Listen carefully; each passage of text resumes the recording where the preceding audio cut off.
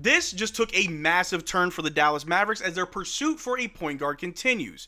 And on this channel, we've been following every single little rumor trying to find out who it is that the Dallas Mavericks want to bring in for next season. And the other day when we got news that Kyrie Irving finally got his contract extension, it was very, very team friendly in more ways than one. We're avoiding the second apron so we can sign Cooper Flagg as well as get any other player their extension like PJ Washington, as well as we do have access to the MLE, $5 million to go out there and get a point guard. And it does look like the Dallas Mavericks have their guy in sight. It's all been but confirmed, and that player is D'Angelo Russell. So in this video, we're going to take a look at all the reports surrounding D'Angelo Russell. What are his strengths? What are his weaknesses? How good was he last year? And is he a good fit for the Mavericks? But how's it going, everybody? My name is Marcel Martin. This is Mavs Digest, bringing you the latest news on everything Mavericks related. And before we get started with today's video, we're currently sitting at 21,199 subscribers, getting so close to our goal of 22K before the start of next season. But if you want to be up to date on everything Mavericks related all summer long, make sure you subscribe. But the Dallas Mavericks, they are looking for a point guard. We didn't get one in the first round yesterday during the draft. There was a lot of rumors floating around that the Mavs were trying to trade back in, possibly get a point guard. There was a lot of buzz going around on draft night, on day one of draft night, but nothing happened just yet. We do have day 2 today for the second round. Odds are we should be moving. Again, rumors are just rumors until they're proven true, but we do know that the Mavs are trying to get back into the draft. If not the first round, then we'll try again for the second round. And the pursuit for a point guard continues. And if we take a look right here, it was reported the other day, Dallas Mavericks 9-time NBA All-Star Kyrie Irving is declining his $43 million player option and intends to sign a 3-year, $119 million contract with the franchise. The deal includes a player option in the 2027-2028 season, and we already went over the whole Kyrie contract situation on how this is a big win for the Dallas Mavericks. Not only do we know that Kyrie Irving wants to be here, and for the long term at least, but he also wants to win in Dallas. He would not leave money on the table and take a pay cut if he didn't want to win. He'd be like some other very, very much older veteran players in other franchises taking $50 million a year. You know, he could have done that. He could have got his player option and next season try to get a payday elsewhere once he's healthy. But Kyrie Irving is committed to the Dallas Mavericks. He wants to make sure that we have a winning culture moving forward. He wants to be here for Cooper Flagg. He's very excited for Cooper Flagg, and he knows for a fact that good things will come if he stays. If we take a look right here, Dennis Schroeder, D'Angelo Russell, Chris Paul, and Malcolm Brogdon are the Dallas Mavericks' potential targets for the $5.7 million taxpayer mid-level exception per Shams. Who should the Mavs go and sign? So when we signed Kyrie Irving to that very, very team-friendly, lucrative contract, it opened up a lot of doors for us. We will be under the second apron, about $100K under once when we do sign Cooper Flagg, and once when we try to figure out any other moves, we will be under the second apron, which is a good thing. We've talked about on this channel how in this new era of NBA, salary matters more now than ever. The penalties are way too high, and nobody wants to be in that situation, especially if you're not winning multiple championships. And even then, you may not want to be in those second aprons. But along with that salary relief, we have access to the $5.7 million taxpayer mid-level exception. Shams threw it out the other day that these are the 4 players that we're looking at. A few of them I like, a few of them I don't. We look at Dennis Schroeder. We've already been down this road once with Dennis Schroeder. He is a skilled point guard. He is a good point guard. But sometimes Dennis Schroeder can get in his own way. Sometimes he thinks very highly of himself. He wants to bet on himself. And there's nothing wrong with that. But we're trying to win a championship. And we need players willing to play their role and play their role well and not try to be the main guy, the front guy, the star of the show. We need people who will be selfless and help this team win. Dennis Schroeder may not be ready for that. He's an amazing backup point guard, and whatever beef him and Kyrie have, hopefully they squashed it, because if we did go and get Dennis Schroeder, we would need things to go as smoothly as possible, but I don't see that happening. The other play on here is Malcolm Brogdon. Injury-prone Malcolm Brogdon. A lot of people were flaming me for wanting to get Lonzo Ball, saying, oh, he's injury-prone. Okay, go look and see how many games Malcolm Brogdon has played over the last 3 seasons, and then come back to this video. It isn't that much better. Now, he didn't have to miss 2 seasons like Lonzo Ball, but injury-prone nonetheless. He is in Washington. They've got a whole lot of expiring contracts over there. If we try to go and get Malcolm Brogdon, then who knows? Who knows? Maybe, but that may not be the best solution, especially from a health standpoint. And then there's Chris Paul. We've already talked about Chris Paul heavily on this channel. He is a preferred player by the Dallas Mavericks. That has been confirmed.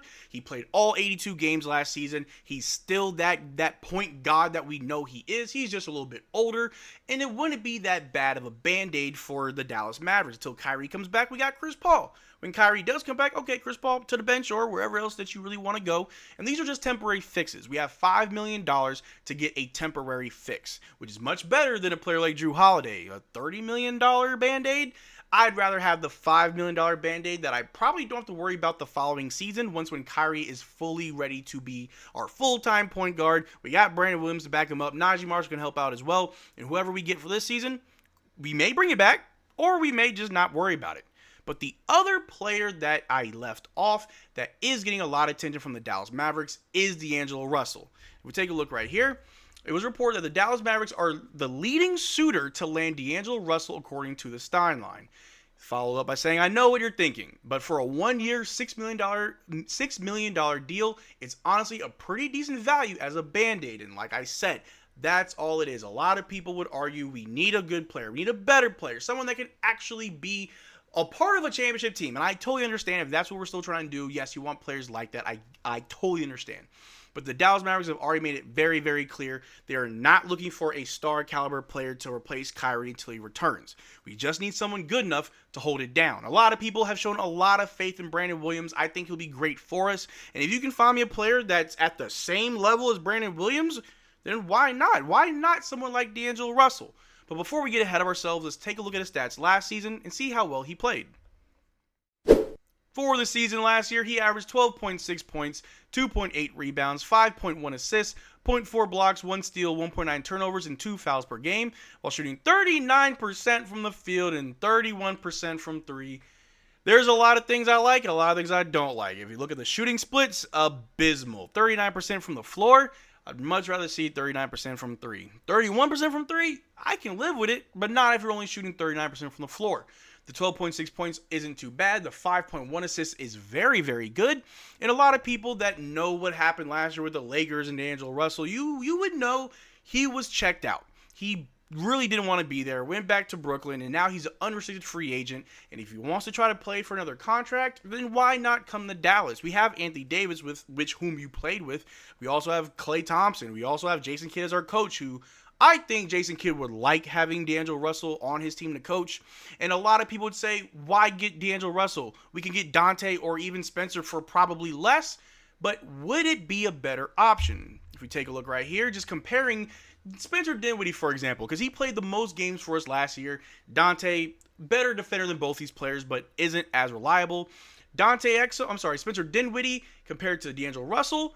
It looks like D'Angelo Russell is the better player, but the difference is very marginal. 12 points to 11 points, 2 rebounds to 2 rebounds, 5.1 assists to 4.4, 1 steal to 0.9 steals, 0.4 blocks to 0.2 blocks. Pretty much the same. The only real difference is Spencer played 2 more minutes per game than D'Angelo Russell. The shooting is where things are different. Spencer shooting 41% from the floor, D'Angelo Russell shooting 39%.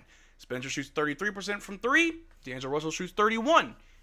A small percent difference, but still a difference regardless. So is D'Angelo Russell an upgrade from Spencer Dinwiddie? Should we just get Spencer if we're already looking at D'Angelo Russell? Why go after D'Angelo Russell? But maybe we take just a little bit of a closer look at more advanced stats. At the top half is our offensive stats. D'Angelo Russell is the better player offensively compared to Spencer overall. Last year, you could call it a fluke. He wasn't really checked in. Things didn't really go his way. Maybe on the Mavericks, we can get a more efficient D'Angelo Russell. That is a big if. I totally understand. It isn't as guaranteed of what you're going to get as compared to other point guards. But at the bottom half, a lot of people talk about the lack of defense from D'Angelo Russell. The bottom half showing the defensive advanced stats, and D'Angelo Russell is a much better defender than Spencer Dinwiddie. So to me, from all of this that I've seen, from the advanced stats to the basic stats, $5 million to someone like D'Angelo Russell that will not affect our salary cap Why not? First of all, he's a better defender. We all know it. Defense wins championships. I mean, the Oklahoma City Thunder had the #1 defense over the entire league. So, yeah, defense wins championships. And offensively, yeah, pretty much the same as Spencer Dinwiddie, but we're not going to be living or dying by D'Angelo Russell. Once when Kyrie Irving comes back, D'Angelo Russell will just come off the bench, which will be fine. We got Brandon Williams, we have Najee Marshall, we have Max Christie, a bunch of other good players on the bench. That'll just add to the depth.